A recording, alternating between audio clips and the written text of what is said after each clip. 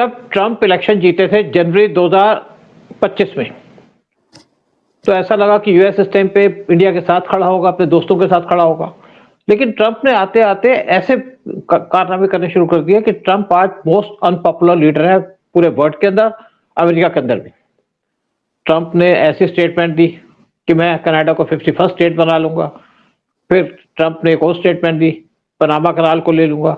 फिर कहा मैं ग्रीनलैंड को ले लूंगा। यहां तक तो चला। फिर उसके बाद ट्रंप ने टैरिफ पास स्टार्ट कर दिया। और जब से इंडिया ने पाकिस्तान को डिफीट किया ऑपरेशन सिंदूर के अंदर, तो ट्रंप टोटली एंटी इंडिया हो गए। ट्रंप के बहुत सपोर्टर थे यूएस के अंदर जो इंडियंस थे, और वो आज ट्रंप के खिलाफ हो चुके हैं पूरे तरीके से। ट्रंप के खिलाफ पूरा हो चुका है, ट्रंप के कारनामों की वजह से, ट्रंप के एक्शंस की वजह से। और ट्रंप ने एक और काम कर दिया बीच में, वेनेजुएला के प्रेसिडेंट मदुरो को उठा के ले गए। उसके बाद ट्रंप बहुत पॉपुलर हो गए। फिर उसके बाद एक और काम कर दिया कि मैं ग्रीनलैंड पे फोर्सेस भेज दूंगा। उसकी वजह से पूरा यूरोप नाराज है उनसे, पूरा वर्ल्ड नाराज है। छोटी छोटी कंट्रियां तो चुप बैठी हैं, लेकिन बड़ी कंट्री उनके खिलाफ शुरू खड़ी हो गई है साथ में। और एक इस टाइम पे एक्सरसाइज चल रही है जहां पे चाइनीज, रशियन और ईरानियन वारशिप साउथ अफ्रीका में जाके एक्सरसाइज कर रहे हैं। ये चारों ब्रिक्स के मेंबर है। इंडिया नहीं गया वहां पे, कुछ और कंट्रीज नहीं गई, हर एक के अपने रीजन है। लेकिन एक बात जरूर है कि ट्रंप के खिलाफ एक तरीके से जमावड़ा शुरू हो चुका है। ब्रिक्स भी खड़ा होगा। और ट्रंप की सबसे बड़ी चिंता है कि उन्होंने मदुरो को तो पकड़ लिया, उनकी वाइफ को पीटा, जिससे और ज्यादा पॉपुलर हो अनपॉपुलर हो गए वो। लेकिन ट्रंप का पता नहीं अगले कदम में क्या उठा लेंगे। लेकिन आज जो सबसे डरा हुआ आदमी है, सबसे हिला हुआ आदमी है, वो डोनाल्ड ट्रंप है। उनके खिलाफ इंपीचमेंट की कोशिश की जा रही है। जब आदमी कमजोर पड़ता है तो उनके खिलाफ सब एक्शन लिए जाते हैं। उनके खिलाफ इंपीचमेंट की बात की जा रही है कि उनको इम्पीच कर दिया जाएगा। और ट्रंप को इससे सबसे ज्यादा डर है उनका जी, जब मिड टाइम इलेक्शन होगा नवंबर 2026 में, अगर उनकी पार्टी वहां पे इलेक्शन नहीं जीती तो ट्रंप प्रेसिडेंट से तो नहीं हटेंगे। लेकिन जब डेमोक्रेट मेजोरिटी में आ जाएंगे कांग्रेस के अंदर, तो ट्रंप को खतरा हो जाएगा। इसी पे चर्चा करने के लिए हमारे साथ बैठे उदय शंकर पानीची। उदय शंकर पानीची, ट्रंप इस टाइम पे मोस्ट अनपॉपुलर लीडर है। मैं भी किसी से यूएस के अंदर बात कर रहा था, उसने भी यही बात की कि इंडियंस भी डरे हैं, लेकिन साथ में अमेरिकन डरे हुए हैं। अमेरिका चाहते हैं कैसे इससे पीछे छुड़ाया जाए। आप इस पे क्या कहेंगे? सर, आपकी रिपोर्ट जो है कि भाई वो बहुत अनपॉपुलर है, मेरी रिपोर्ट मुझे जो अमेरिका से मिली है दैट उसकी पॉपुलैरिटी का परसेंटेज बढ़ गया वहां पर। स्पेशली गोरे लोग उनको बहुत लाइक कर रहे हैं। उनका वो जो एरोगेंस और पावर हंग्री जो थर्स्ट थी वो पूरी कर रहा है अपना डोनाल्ड ट्रंप। तो अमेरिकन लोग तो, गोरे लोग तो बड़े खुश हैं वहां पर। बट डेफिनेटली डेमोक्रेट्स, जिसके अंदर काले लोग बहुत काफी होते हैं, एशियंस भी काफी होते हैं, वो लोग they are trying to raise you know their voice against Donald Trump.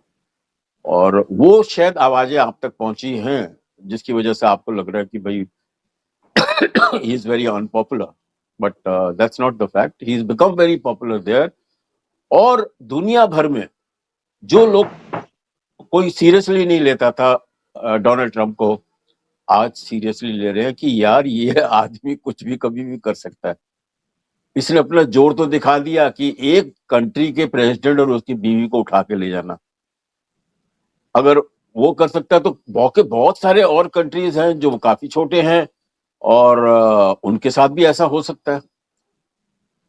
तो it has both positive and negative impacts because of his very rash step he has taken, जो अभी नहीं, मतलब पिछले 6 महीने से चल रहा थी, इसकी प्रिपरेशन चल रही थी और उन्होंने किया। तो एक नया वर्ल्ड ऑर्डर क्रिएट हो रहा है और डेफिनेटली एक इंस्टेबिलिटी आ गई है दुनिया के अंदर। एंड लेट अस सी कि इससे हिंदुस्तान को फायदा होगा। और सर एक खाली का before I hand it back to you, अब ये ईरान के ऊपर अगला हमला करने पे उसने अनाउंसमेंट कर दिया, भैया मैं तो करना हूं। और जब उसने कहा है तो करेगा।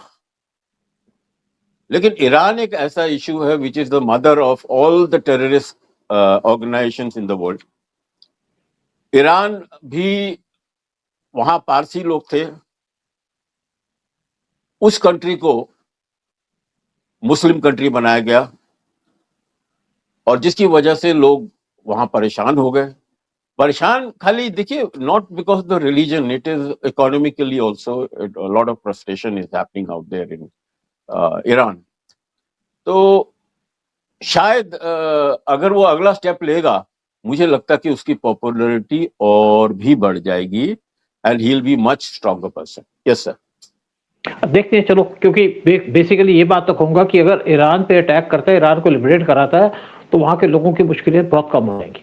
बहुत प्यारी कंट्री है, बड़ी अच्छी कंट्री है, क्लाइमेट के हिसाब से भी, बाकी चीजों के हिसाब से भी। और अगर ईरान लिबरेट होता है तो कोई बात नहीं। लेकिन मैं सोचता हूँ कि एक मुस्लिम कंट्री पे अटैक करने पे ट्रंप की पॉपुलैरिटी किसी हिसाब से नहीं बढ़ेगी। इजराइल खुश होगा, इंडिया भी खुश होगा, क्योंकि हमें भी अच्छा लगेगा अगर ईरान पे लिबरेशन होता। लेकिन मेन बात है कि जो इस टाइम पे ट्रंप का एटीट्यूड है, जो मदुरो को उसने अरेस्ट किया है, उसको किडनैप किया, आपने देखा उसकी वाइफ के चोटें लगी हुई हैं। चोटें कैसे लग गई? उसको पीटा गया वहां पे, 3rd डिग्री उसके साथ बिहेवियर किया गया। ये बातें बाहर तो नहीं आई।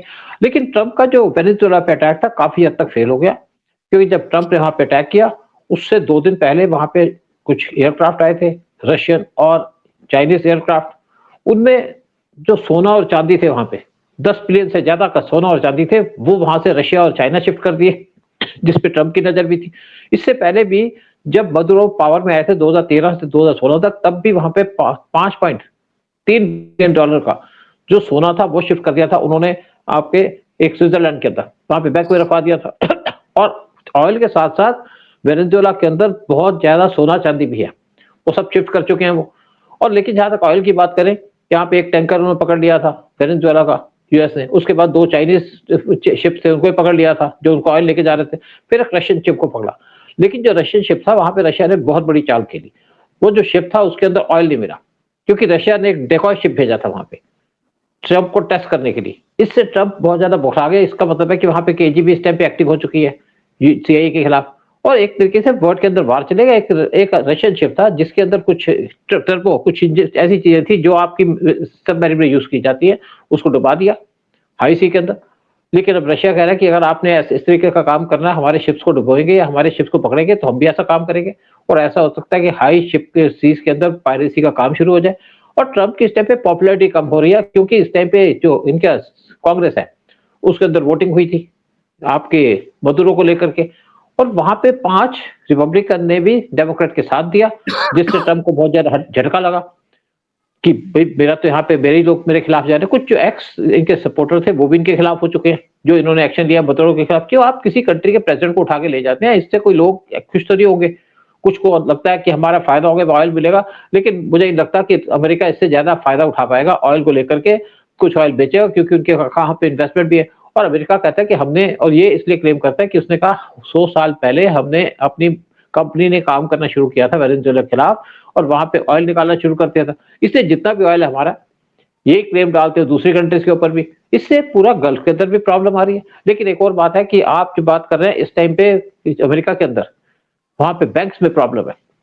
वहां पे देखा, वहां पे कई दिन तो ऑफिस बंद रहे, क्योंकि जो डेमोक्रेट्स थे उन्होंने पास होने दिया इनके कांग्रेस के अंदर, जिससे लोगों को उनकी सैलरी नहीं मिली। अब क्या है कि वहां पे बहुत सी इनकी डीडॉलरेशन चल रहा है। ब्रिक्स कंट्री ने भी अपना जो बिजनेस स्टार्ट करना शुरू कर दिया, वो करना शुरू कर दिया इनका डॉलर के बगैर, यानी कि लोकल करेंसीज में करना शुरू कर दिया। जैसे इंडिया इस टाइम पे जो रशिया से बिजनेस कर रहा है वो कर रहा है रूबल रुपये के अंदर। चाइना जो बिजनेस कर रहा है रशिया के साथ वो कर रहा है रूबल और युआन के अंदर। और इसी तरीके से सऊदी ने भी चाइना के साथ एक डील साइन की, वो अपना ऑयल बेचना चाहता है युआन के अंदर। 2004 में एक एग्रीमेंट साइन किया गया था यूएस के द्वारा सऊदी के साथ कि आप जितना भी अपना ऑयल है उसको बेचेंगे डॉलर्स के अंदर, जिसकी वजह से उनका बाकी जो गल्फ कंट्रीज है उन्होंने भी ऑयल बेचना शुरू कर दिया डॉलर के अंदर, यूएस के प्रेशर के अंदर आकर के। लेकिन जब से यहाँ पे प्रॉब्लम होनी शुरू हुई है ट्रंप के आने के बाद, सबने अपना बिजनेस को चलाना शुरू कर रहे हैं डॉलर छोड़ करके। लीबिया ने कोशिश की थी, तब उन्होंने गद्दाफी को मार दिया था, और सद्दाम हुसैन ने भी कोशिश की थी डॉलर के बगैर चलने की, तो सद्दाम हुसैन को मार दिया था। अब इन्होंने मदुरो को मार दिया, क्योंकि जो अपना ऑयल बेच रहा था चाइना को बेच रहा था युआन के अंदर या किसी भी करेंसी में, लेकिन डॉलर में नहीं। इंडिया भी अपने जो इस टाइम पे यूएई के साथ जो बिजनेस कर रहा है वो कर रहा है रूपी रियाल के अंदर, और इसी तरीके से इंडिया रशिया के साथ जो बिजनेस कर रहा है वो कर रहा है बगैर डॉलर के रूबल रूपी के अंदर। तो इससे अमेरिका की जो आपकी करेंसी है उस पर बहुत ज्यादा इम्पैक्ट पड़ा, और जितनी भी कंट्रीज है वर्ल्ड के अंदर ब्रिक्स कंट्रीज वो ज्यादातर जो इकट्ठा कर रही है सामान वो डॉलर को छोड़ करके इस टाइम पे गोल्ड इकट्ठा कर रही है। तभी आप देखिए कि गोल्ड के प्राइसेस वर्ल्ड के अंदर इंक्रीज हो रहे हैं। तो ये तो सारी चीजें हैं, लेकिन अब बात ये आती है कि एक इलेक्शन होने हैं यूएस के सेनेट की, वो होंगे मिड टर्म इलेक्शन होंगे नवंबर के अंदर, नवंबर 2026 में, और ट्रंप ने एक स्टेटमेंट जारी कर दी, उन्होंने वार्निंग दे दी कि उनका टेन्योर खत्म हो सकता है अगर रूलिंग रिपब्लिकन पार्टी फेल हो जाती है पोल्स के अंदर और डेमोक्रेट यहाँ पे जीत जाते हैं। और डेमोक्रेटिक पार्टी के लीडर्स ने वैसे ही वार्निंग दे दी है कि अब टाइम आ चुका है कि ट्रंप को जाना पड़ेगा, और ट्रंप ने कहा है कि अगर मिड टर्म इलेक्शन के अंदर मुझे मेजोरिटी नहीं मिलती तो मेरे को इम्पीच किया जाएगा। और इसीलिए ट्रंप को इस टाइम पे डर है, क्योंकि ट्रंप की एक तो पॉपुलैरिटी नीचे आ चुकी है, कोई भी उसको नॉन अमेरिकन अगर आप बात करते हैं जो वहां पे काले बैठे हैं या आप इंडियन बैठे हैं या आपके मुस्लिम बैठे हैं, वो तो ट्रंप को वोट देंगे नहीं। और इवन बहुत से जो यहाँ पे अमेरिकन हैं वो भी देख रहे हैं कि किस तरीके से इंडिया को टारगेट कर रहा है, किस तरीके से इंडिया को नुकसान पहुंचा रहा है, और इसके नुकसान का इंडिया पे फर्क नहीं पड़ रहा। इसने हमारे पे टैरिफ लगाना शुरू कर दिया, कोई फर्क नहीं पड़ा। इसने 50% टैरिफ लगा दिया, तब भी कोई फर्क नहीं पड़ा। हमारी इकोनॉमी बूस्ट चल रही है इस टाइम पे 7.4 पे, ये आईएमएफ ने भी कह दिया। हमारे पे जब टैरिफ का फर्क नहीं पड़ा तो इसका मतलब है यूएस की पॉलिसी से कोई फर्क नहीं पड़ रहा, इससे भी ट्रंप परेशान है। जब आदमी परेशान होता है तभी उल्टे से डिसीजन लेता है। तो इस टाइम पे यही उम्मीद लगाई जा रही है कि ट्रंप का टाइम आ चुका है, और अगर ट्रंप मिड ट्रंप के इलेक्शन को हार जाते हैं, इनकी पार्टी हार जाती है, तो ट्रंप को इम्पीच किया जा सकता है।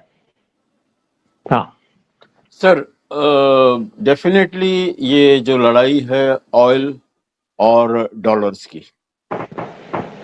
के पावर की, और जो सबसे मैंने इट्स कमाल की चीज है कि वो अब ट्रंप खुद कह रहा है कि भैया ये तो हमने ऑयल के लिए किया, हमारी इकोनॉमी के लिए किया। तो पहले झूठ बोला, अब वो झूठ को भी मजाक में लेके वो आगे बढ़ रहा है।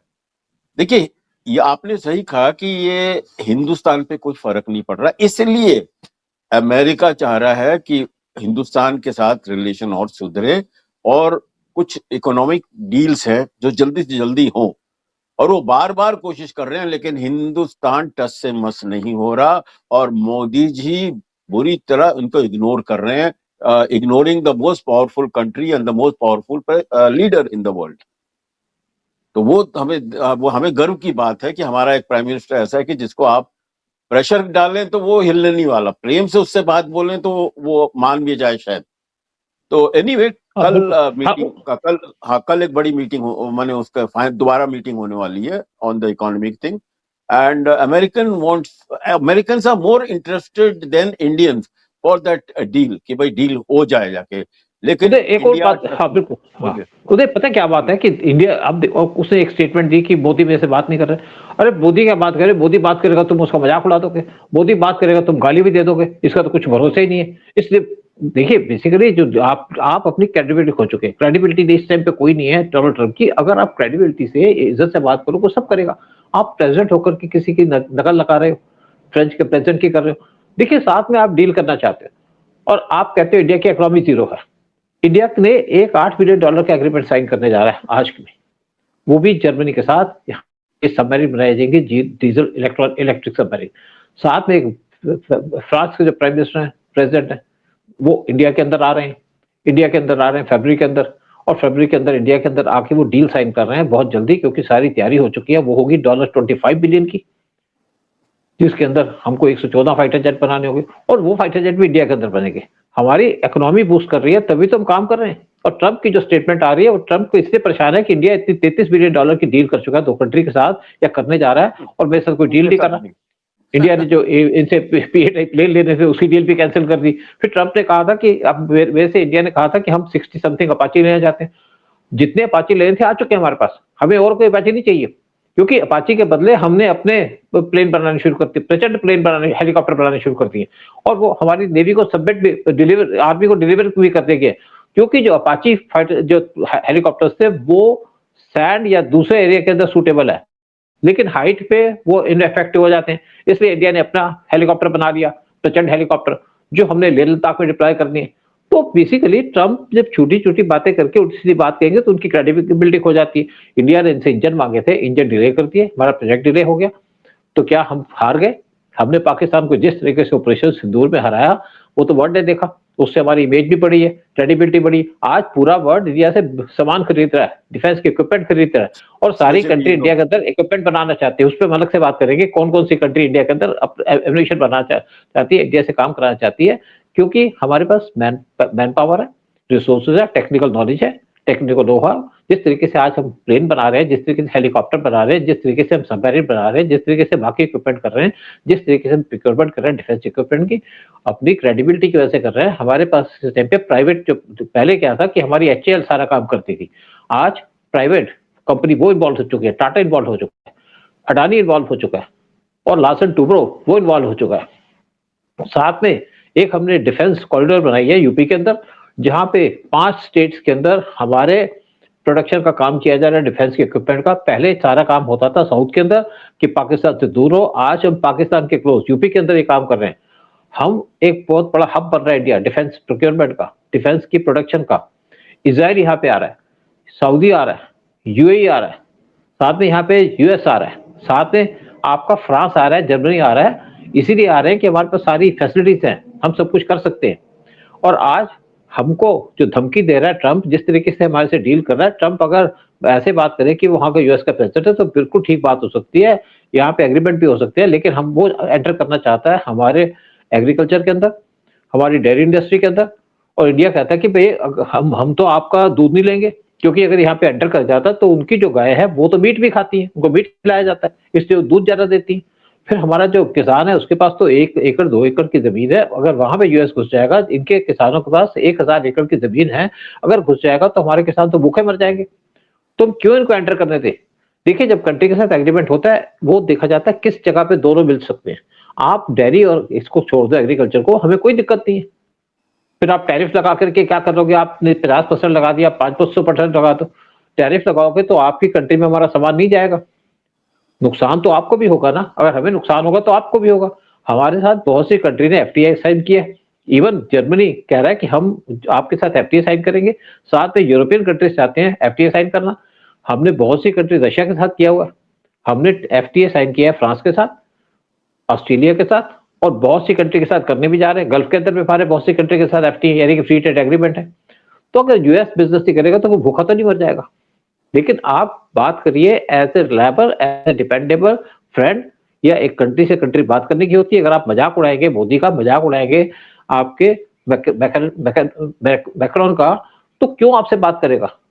तभी तो वो इंडिया के अंदर आ रहे हैं, इंडिया के अंदर आ रहे हैं एग्रीमेंट करने, अपना सामान बेचने या सामान खरीदने। तो ऐसी दोस्ती होती है, ऐसे रिलेशन बनते हैं। लेकिन जो ट्रम्प का एटीट्यूड है, जिस तरीके से वो बात कर रहे हैं, जिस तरीके से धमकी देते हैं, ऐसे तो बिजनेस नहीं हो पाता। कोई किसी का गुलाम तो है नहीं। लेकिन ट्रम्प अपने जाल में डूबते जा रहे हैं, अपनी बेइज्जती करा रहे हैं, अपनी पॉपुलैरिटी को कम कर रहे हैं और इस पॉपुलैरिटी का इम्पैक्ट होगा उनके ऊपर जब इलेक्शन होंगे यूएस के अंदर नवंबर के अंदर। और ट्रम्प क्यों नाराज है मोदी से? क्योंकि जब पिछले इलेक्शन हुए थे तो उन्होंने कहा कि my friend Modi is coming, और मोदी उनसे मिले नहीं। अगर मोदी उनसे मिलते तो वहां पे कुछ प्रॉब्लम हो जाती उनके लिए, क्योंकि कौन जीते क्या नहीं पता था। तो पीएम मोदी उनके इलेक्शन में इंटरवीन नहीं करना चाहते थे, कोई इंप्रेशन नहीं देना चाहते थे। तब से ट्रम्प नाराज है तो रहिए। जब आप किसी की प्रॉब्लम नहीं समझते तो क्यों आपसे कोई दोस्ती करेगा, क्यों आपसे कोई बिजनेस करेगा, क्यों आपसे कोई ट्रेड करेगा, क्यों आपसे डिफेंस इक्विपमेंट खरीदेगा? हमने जब फ्रांस से एक एग्रीमेंट साइन कर लिया उनके रफाल खरीदने का, मतलब हमको आपके F-35 नहीं चाहिए जो आप हमको बेचना चाहते थे। आप खुश होइए नाराज होइए, इससे हमें कोई फर्क नहीं पड़ता। अगर हमने रफाल ले लिए तो साथ में रशिया के प्लेन भी लेंगे, F-57 लेंगे, F-75 लेंगे, क्योंकि हमें तो चाहिए, हम लेंगे। और आपके प्लेन तब लेंगे जब आप प्लेन बेचोगे बगैर कंडीशन के। अगर कंडीशन लगाओ तो क्यों बेचेंगे? और आज इंडिया अपने रास्ते चल रहा है, आप भी सच चलिए और आप रिलेशन इंप्रूव करिए ताकि आपको हिंदू भी वोट दें, जो बैठे इंडियंस बैठे हैं यूएस के अंदर वो भी वोट दें। लेकिन अब तो मुझे लगता है कोई इनको हिंदू या इंडियन वोट नहीं देगा अमेरिका को, क्योंकि वो इंडिया के खिलाफ हो चुके हैं। लेकिन जो भी होगा देखा जाएगा। लेकिन वही तेजी लगाई जा रही है कि अमेरिका उसको बुद्धि दे, वो ट्रम्प को बुद्धि दे और ट्रम्प को अकल दे, और दोनों कंट्री के रिलेशन अच्छे हो तो आपके लिए अच्छा, हमारे लिए भी अच्छा। यहीं पे प्रोग्राम खत्म करते हैं। कुछ आप कहना चाहते हैं एंड में? नहीं नहीं नहीं, नथिंग सर। इंडिया का तो यही है कि हम वो शायद अपना फैमिली का देख रहा है, वो अपने सन इन लॉ का देख रहा है जो लेकिन इंडिया का तो हमारा एक ऐसा लीडर है, वो खाली देश के हित की बात कर रहा है। वो देश के हित में होगा, छोटे किसानों की अगर इंटरेस्ट को देखा जाएगा तो उस हिसाब से इंडिया साइन करेगा। और बाकी वो तो अमेरिका थोड़ा हिला हुआ है सर, बिल्कुल। कि हम लोग तो यूरोप में पहुंच गए, अभी पूरे यूरोप कंट्रोल कर रहे हैं, मतलब वहाँ के फाइनेंस सर्कल को इस तरह से हमारी वजह से कंट्री चल रहा है वहां पर आके। तो चलिए चलने दे, वो जैसे आपने कहा कि भाई सद्बुद्धि दे, लेकिन now it's too late for him to get the सद्बुद्धि। वो काफी बिल्कुल। पगला चुका है और काफी बुढ़ा हो चुका है। तो अभी वो सुधरने, वो he is beyond repairment, this man is beyond बिल्कुल। Repairment. And let us see. Okay sir, चलिए। ओके, जय हिंद जय भारत। और आप रिक्वेस्ट करेंगे चैनल को सब्सक्राइब कीजिए, वीडियो को शेयर कीजिएगा। जय हिंद, जय भारत, वंदे मातरम।